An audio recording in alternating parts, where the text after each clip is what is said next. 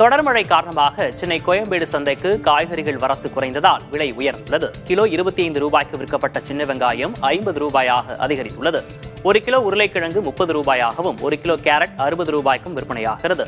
இதேபோல beans, beetroot, முள்ளங்கி உள்ளிட்ட காய்கறிகளின் விலையும் உயர்ந்துள்ளது. இந்தியாவில் பணிக்கு செல்பவர்களில் கிராமப்புற பெண்களின் பங்கேற்பு விகிதம் அதிகரித்துள்ளது. ஜூலை செப்டம்பர் காலாண்டுக்கான காலமுறை தொழிலாளர் கணக்கெடுப்பு தரவுகளை தேசிய புள்ளியியல் நிறுவனம் வெளியிட்டுள்ளது. இதன்படி ஏதேனும் ஒரு பணிக்கு செல்லும் பெண்களின் விகிதம் கடந்த ஜூன் மாதத்தில் 30.2 விழுக்காட்டிலிருந்து செப்டம்பரில் 32.3 விழுக்காடாக உயர்ந்துள்ளது.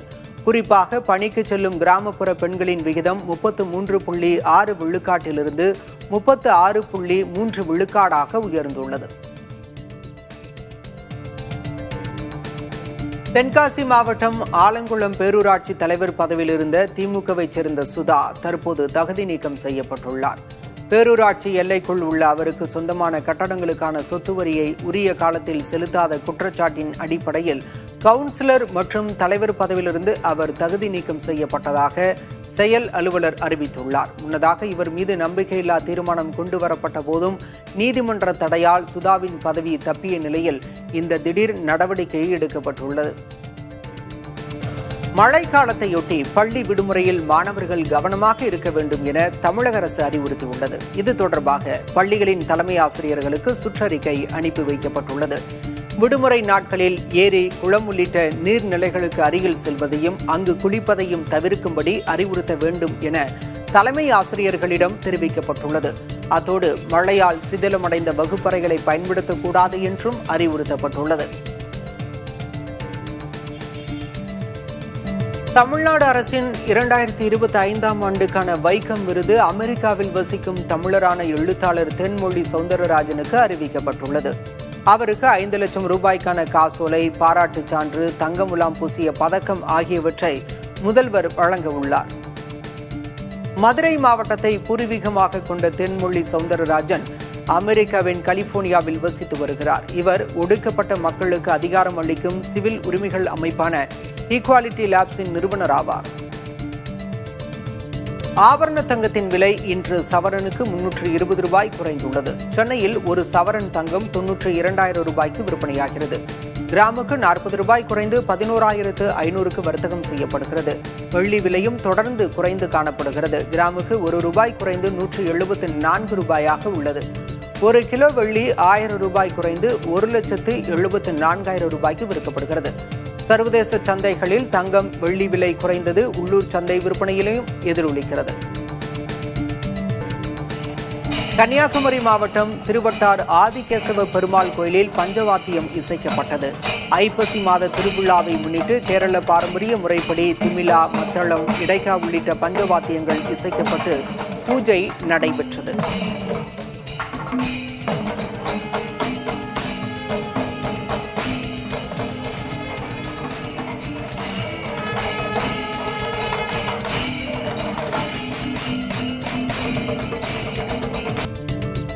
பல்வேறு குற்ற வழக்குகளில் தேடப்பட்டு வரும் பீகாரைச் சேர்ந்த 4 பேரை டெல்லியில் காவல்துறையினர் என்கவுண்டர் செய்துள்ளனர்.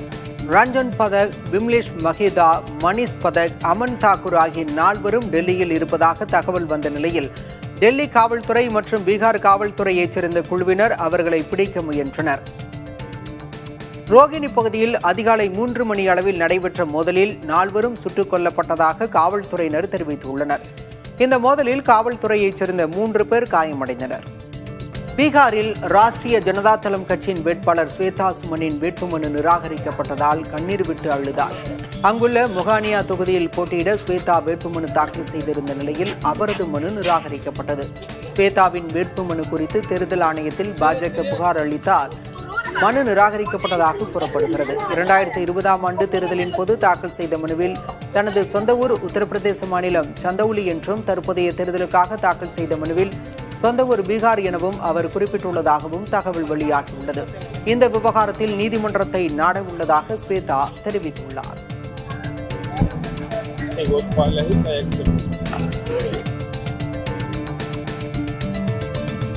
மோசடி வழக்கில் சிபிஐ நீதிமன்றத்தால் தண்டிக்கப்பட்டதால் 3 ஆண்டுகளுக்கு முன் எம்எல்ஏ பதவியை இழந்த முன்னாள் ராஷ்டிரிய ஜனதா தள தலைவர் அனில் சஹானே புதன்கிழமை பாஜகவில் இணைந்தார். இவர் 2012ஆம் ஆண்டில் ராஷ்டிரிய ஜனதா தளத்தின் மாநிலங்களவை எம்பியாக இருந்தபோது போலியான விமான டிக்கெட்டுகளை சமர்ப்பித்து விடுப்பு பயணச் சலுகை பெற்ற வழக்கில் குற்றவாளி என்று சிபிஐ நீதிமன்றம் தீர்ப்பளித்தது. முசாஃபர்பூர் மாவட்டத்தில் கணிசமான எண்ணிக்கையில் உள்ள நிஷாத் சமூகத்தினரை இருக்கும் பாஜகவின் முயற்சியாக சஹானியின் இணைப்பு பார்க்கப்படுகிறது.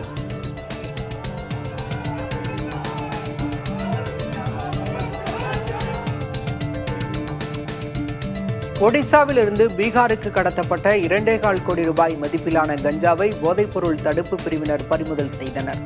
ஜார்க்கண்டின் சிம்தேகா பகுதி வழியாக லாரியில் கஞ்சா கடத்தப்பட்ட நிலையில் அதிகாரிகள் நடத்திய சோதனையின் போது இந்த நடவடிக்கை எடுக்கப்பட்டுள்ளது. 85 பாக்கெட்டுகளில் இருந்த 441 கிலோ கஞ்சாவை பறிமுதல் செய்த அதிகாரிகள் லாரி ஓட்டுநரான நசீம் என்பவரை கைது செய்து விசாரணை மேற்கொண்டுள்ளனர்.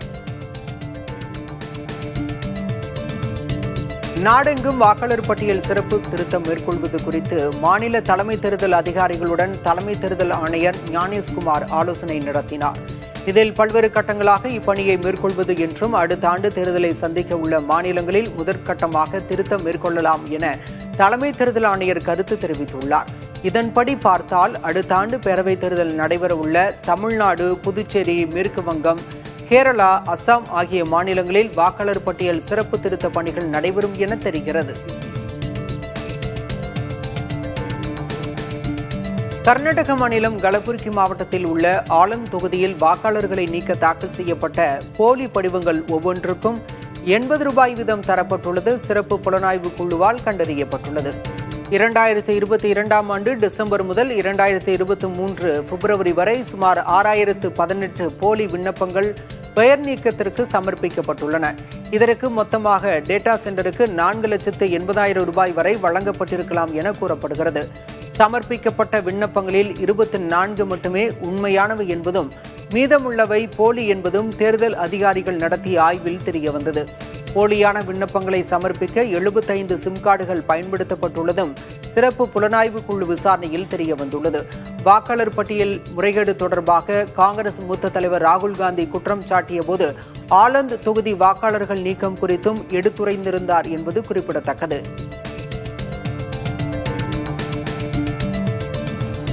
தீபாவளியையொட்டி மக்களின் செலவு அதிகரித்த நிலையில் யுபிஐ பரிவர்த்தனைகள் புதிய உச்சத்தை எட்டியுள்ளன. அக்டோபர் மாதத்தில் சராசரி தினசரி பரிவர்த்தனை மதிப்பு 94,000 கோடியாக உயர்ந்துள்ளது. இது செப்டம்பர் மாதத்தை விட 13% அதிகமாகும். தினசரி பரிவர்த்தனை மதிப்பு 6 முறை 1 லட்சம் கோடியை தாண்டியது.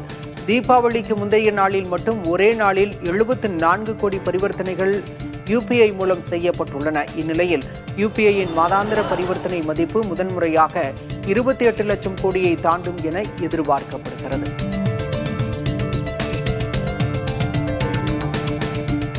செயற்கை நுண்ணறிவு மூலம் உருவாக்கப்படும் போலியான உள்ளடக்கங்களை கட்டுப்படுத்த மத்திய தகவல் தொழில்நுட்ப அமைச்சகம் புதிய சட்ட திருத்தங்களை முன்மொழிந்துள்ளன.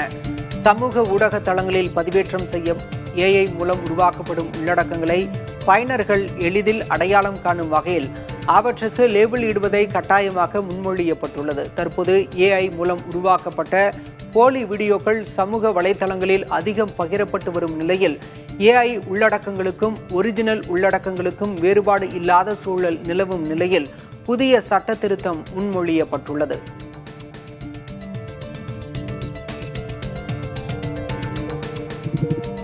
ஓபன் ஏஐ நிறுவனத்தின் ஒரு அறிவிப்பால் கூகுளின் தாய் நிறுவனமான ஆல்பபெட் நிறுவனம் கடும் இழப்பை சந்தித்துள்ளது. கூகுள் குரோமிற்கு மாற்றாக ChatGPT அட்லஸ் என்ற புதிய பிரவுசரை ஓபன் ஏஐ நிறுவனம் அறிமுகம் செய்துள்ளது. முழுவதும் ஏஐ தொழில்நுட்பத்தால் வடிவமைக்கப்பட்ட பிரவுசராக ChatGPT அட்லஸ் இருக்கும் என தெரிவிக்கப்பட்டுள்ளது. இதன் காரணமாக ஆல்பபெட் நிறுவனத்தின் சந்தை மதிப்பு 13.15 லட்சம் கோடி ரூபாய் சரிந்துள்ளது. ஏற்கனவே குரோமிற்கு போட்டியாக கோமெட் என்ற பிரவுசரை பெர்ப்ளெக்சிட்டி ஏஐ அறிமுகம் செய்திருந்தது குறிப்பிடத்தக்கது.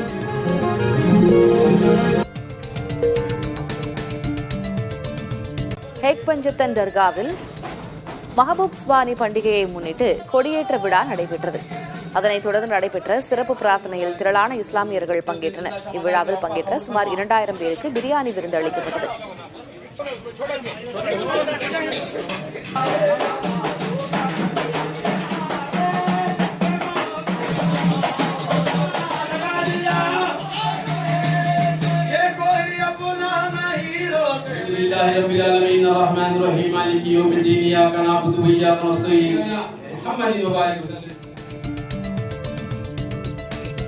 திருவள்ளூர் மாவட்டம் திருத்தணியில் கந்தசஷ்டி 2ஆம் நாள் விழாவை முன்னிட்டு காவடி மண்டபத்தில் எழுந்தருளிய முருகப்பெருமானுக்கு லட்சார்ச்சனை நடைபெற்றது. இதில் திரளான பக்தர்கள் கலந்து கொண்டு தெய்வ வழிபாடு செய்தனர். இதனிடையே கந்தசஷ்டி விழாவை முன்னிட்டு மூலவருக்கு சிறப்பு அபிஷேகம் நடைபெற உள்ளதால் வரும் 26ஆம் தேதி வரை காலை 9 மணி முதல் 11 மணி வரை சாமி தரிசனம் ரத்து செய்யப்படுவதாக கோயில் நிர்வாகம் தெரிவித்துள்ளது. தொடர் மழை காரணமாக ஏற்காட்டுக்கு வருவதை சுற்றுலா பயணிகள் தவிர்க்க வேண்டும் என சேலம் ஆட்சியர் பிருந்தாதேவி அறிவுறுத்தியுள்ளார். ஏற்காடு மலைப்பகுதிகளில் மண்ணரிப்பு அபாயம் ஏற்பட்டுள்ளது. இதன் காரணமாக நாளை வரை ஏற்காடு பிரதான மலைப்பாதை மற்றும் குப்பனூர் வழிச்சாலை ஆகியவற்றில் சுற்றுலா மற்றும் கனரக வாகனங்களுக்கு தடை விதிக்கப்பட்டுள்ளது. ஏற்காட்டை அடுத்த வாழவந்தி கிராமத்தில் காட்டாற்று வெள்ளம் ஏற்பட்டுள்ளதால் கிராம மக்கள் எச்சரிக்கையோடு இருக்குமாறு அறிவுறுத்தப்பட்டுள்ளது.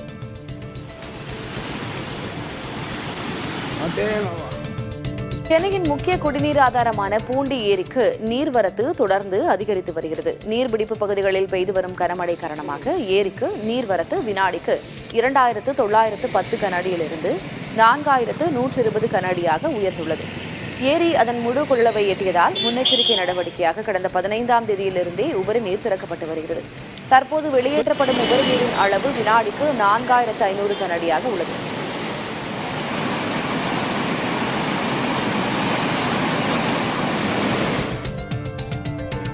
திருத்தணி சுற்றுவட்டார பகுதிகளில் கனமழை வெளுத்து வாங்கியது. சுமார் 2 மணி நேரத்துக்கு மேலாக நீடித்த கனமழையால் பொதுமக்களின் இயல்பு வாழ்க்கை கடுமையாக பாதிக்கப்பட்டது. குறிப்பாக திருத்தணி நகர் பகுதியில் உள்ள பைபாஸ் ரயில்வே சுரங்கப்பாதை, ரயில் நிலைய சாலை போன்ற முக்கிய மாநில நெடுஞ்சாலை பகுதிகளில் மழைநீருடன் கழிவுநீரும் தேங்கியது.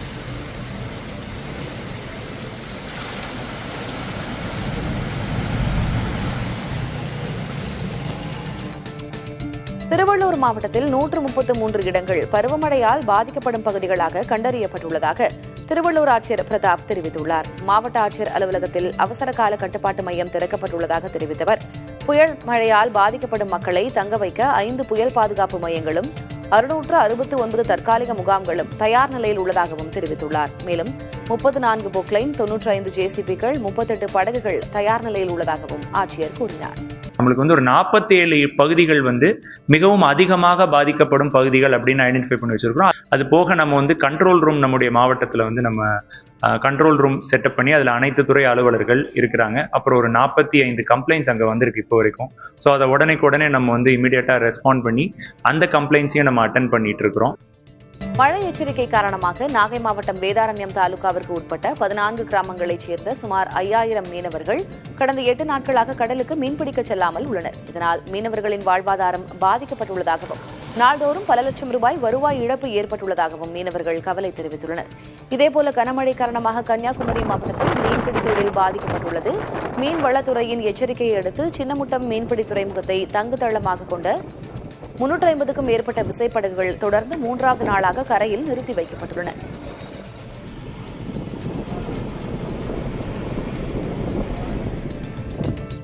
மயிலாடுதுறை மாவட்டம் சீர்காழி அருகே திட்டை, தில்லைவிடங்கன் உள்ளிட்ட பகுதிகளில் சுமார் 500 ஏக்கர் சம்பா நேரடி விதைப்பு மற்றும் நடவு பயிர்கள் கனமழையினால் நீரில் மூழ்கியுள்ளன.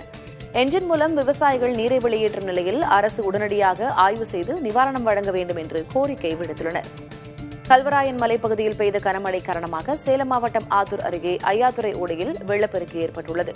இதனால் கருமந்துறை செல்லும் பிரதான சாலையில் உள்ள தரைப்பாலம் நீரில் மூழ்கி மக்கள் அவதிக்கு ஆளாகியுள்ளனர்.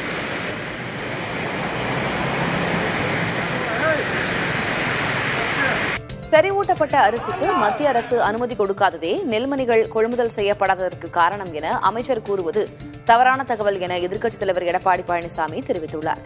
செறிவூட்டப்பட்ட அரிசிக்கு கடந்த ஆகஸ்ட் 18ஆம் தேதியே மத்திய அரசு அனுமதி கொடுத்துவிட்டதாகவும் அவர் குறிப்பிட்டார். மேலும் நெல் கொள்முதல் செய்யாததால் விவசாயிகளுக்கு ஏற்பட்டுள்ள இழப்புக்கு அரசுதான் பொறுப்பேற்க வேண்டும் என்றும் அவர் வலியுறுத்தியுள்ளார்.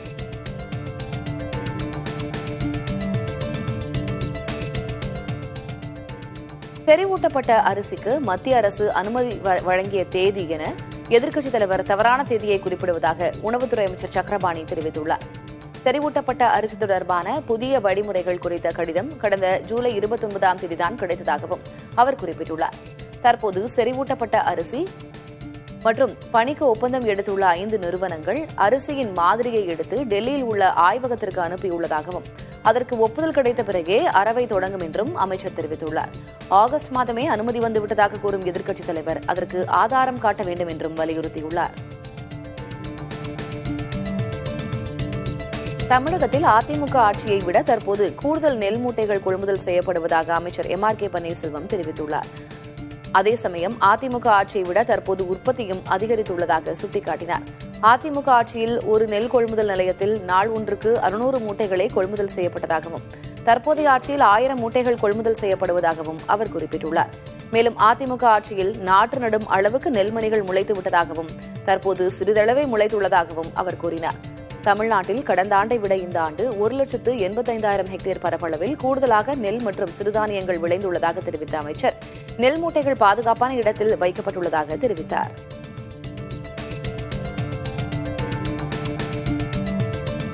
ஆந்திராவிலிருந்து அரிசி இறக்குமதி செய்வதுதான் திராவிட மாடலா என தமிழக அரசுக்கு நாம் தமிழர் கட்சியின் தலைமை ஒருங்கிணைப்பாளர் சீமான் கேள்வி எழுப்பியுள்ளார்.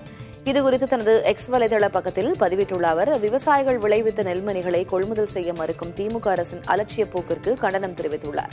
மேலும் ஆந்திராவிலிருந்து அதிக அளவில் அரிசி இறக்குமதி செய்யப்படும் நிலையில் தமிழ்நாட்டில் விளைவித்த நெல் மூட்டைகளை கொள்முதல் செய்ய தாமதிப்பது ஏன் எனவும் சீமான் கேள்வி எழுப்பியுள்ளார்.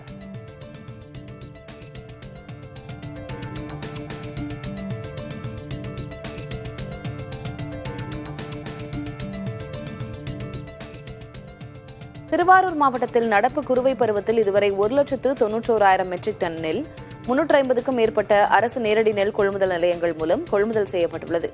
இதில் 1,21,000 மெட்ரிக் டன் நெல் அரவை ஆலைகளுக்கு அனுப்பப்பட்டுவிட்டது. 60,000 மெட்ரிக் டன் நெல் தேங்கியுள்ளது. இந்த நெல் விரைவில் ரயில் மற்றும் லாரிகள் மூலம் அனுப்பப்பட உள்ளது.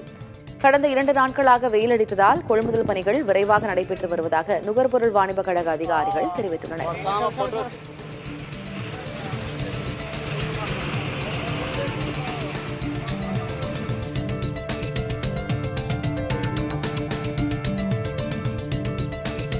மழைநீரில் மூழ்கிய நெற்பயிர்களுக்கு ஏக்கருக்கு 50,000 ரூபாய் வீதம் நிவாரணம் வழங்குமாறு தமிழக முதல்வரை பாஜக மாநில தலைவர் நயினார் நாகேந்திரன் வலியுறுத்தியுள்ளார். காவிரி டெல்டா மாவட்டங்களில் 8,000 மெட்ரிக் டன்னுக்கும் அதிகமான நெல் மூட்டைகள் மழையில் நனைந்து வீணானதாகவும் அறுவடைக்கு தயாராக இருந்த 1,00,000 ஏக்கருக்கும் அதிகமான நெற்பயிர்கள் தண்ணீரில் மிதப்பதாகவும் அவர் குற்றம் சாட்டியுள்ளார். அறுவடை செய்து 10 நாட்கள் ஆகியும் நெல் கொள்முதல் செய்யாமல் விவசாயிகளின் பல மாத உழைப்பை அரசு உதாசீனப்படுத்தியுள்ளதாகவும் நயினார் நாகேந்திரன் சாடியுள்ளார். சபரிமலையில் தங்கத்தகடுகள் மாயமான விவகாரத்தில் கோயிலின் முன்னாள் நிர்வாக அதிகாரி முராரி பாபு சிறப்பு புலனாய்வு குழுவால் கைது செய்யப்பட்டுள்ளார். முன்னதாக அவர் இவ்விவகாரம் தொடர்பாக பணியிடை நீக்கம் செய்யப்பட்டிருந்தார். இவ்வழக்கில் கைதாகும் 2வது நபர் முராரி பாபு ஆவார். தங்கத்தகடுகளை முலாம் பூசி தருவதற்காக பெற்ற உன்னிகிருஷ்ணன் போத்தி கடந்த வாரம் கைது செய்யப்பட்டிருந்தார். 4 கிலோ தங்கத்தகடுகள் காணாமல் போனது தொடர்பான வழக்கை கேரள உயர்நீதிமன்ற உத்தரவின் பேரில் சிறப்பு புலனாய்வு குழு விசாரித்து வருகிறது.